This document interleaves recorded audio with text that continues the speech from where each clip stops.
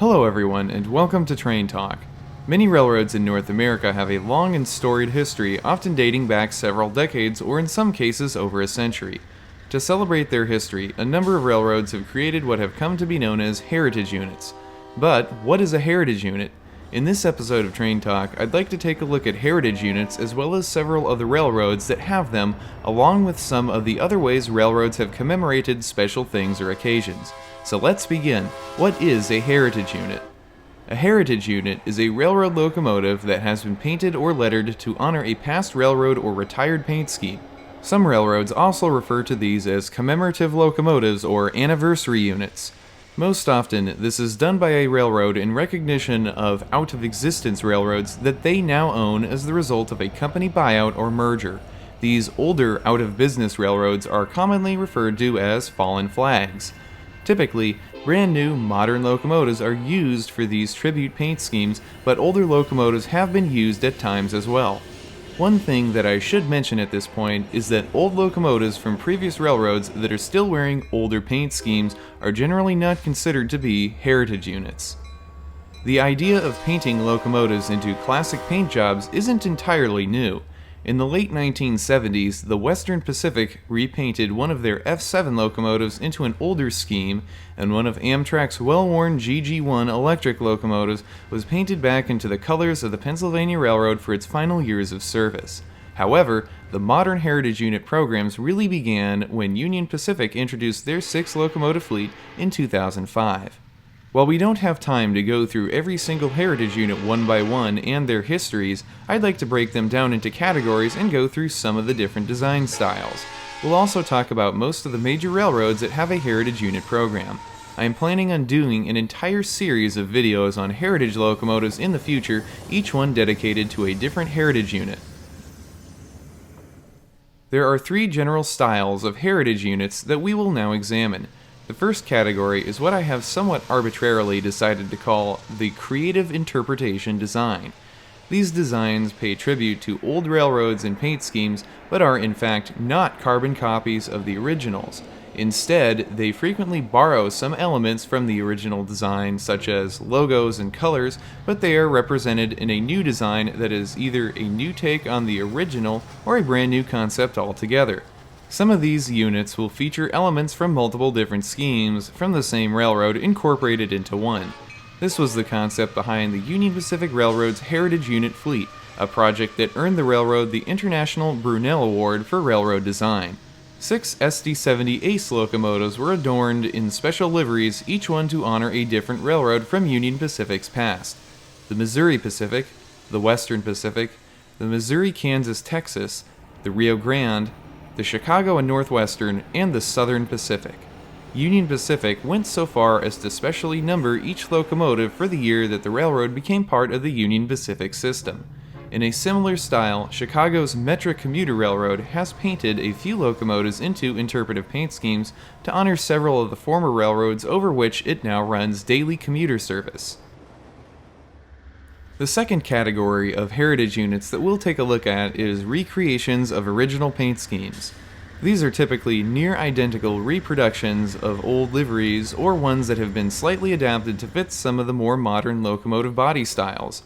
This is also the largest of the 3 categories, with more locomotives falling into this category so far than the other 2 combined. For railroad enthusiasts, these heritage units are always a favorite. In the modern era, the first railroad to do this on a large scale was Amtrak. 5 P40 and P42 Genesis locomotives were painted into adapted versions of the company's previous paint schemes for the railroad's 40th anniversary in 2011.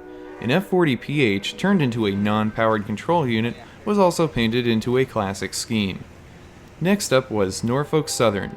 To celebrate their 30th anniversary in 2012, 20 different modern GE and EMD diesels were painted for railroads that make up the NS system.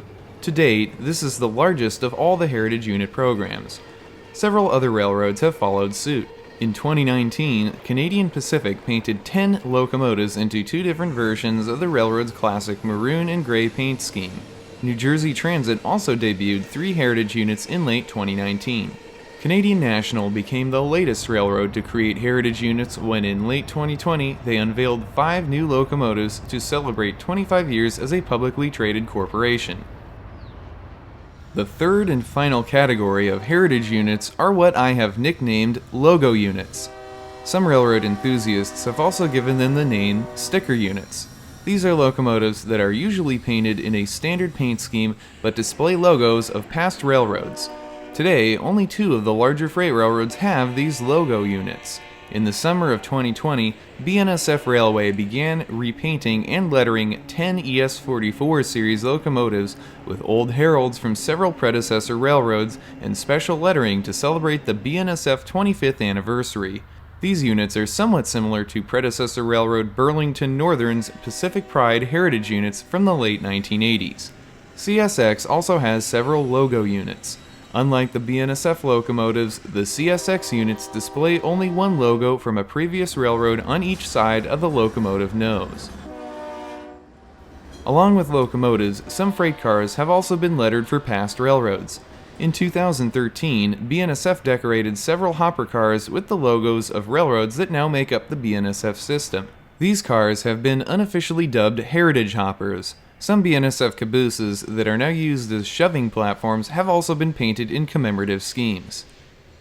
In addition to heritage units, several railroads have painted locomotives to commemorate a number of different things or occasions. Amtrak, Union Pacific, Norfolk Southern, CSX, Canadian Pacific, Canadian National, Kansas City Southern, and Montana Rail Link have all painted locomotives in recognition of military veterans.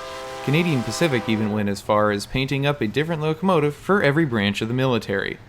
Other locomotives have been painted to commemorate various special occasions, such as the Union Pacific Olympic Torch locomotives that received a special scheme for the 2002 Winter Olympics in Salt Lake City. Many different railroads have existed over the years that have long since faded into the history books. North America's railroad past is filled with volumes worth of colorful paint schemes, each with a different history. While it is safe to say that the time for these railroads has come and gone, it is nice that many of the present-day railroads have given a nod to those of yesteryear with a series of equally eye-catching heritage locomotives that each have a history all their own.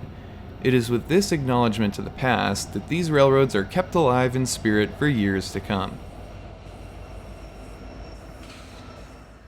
Hey everyone, thanks for joining me for this discussion of heritage units and other specially painted commemorative locomotives.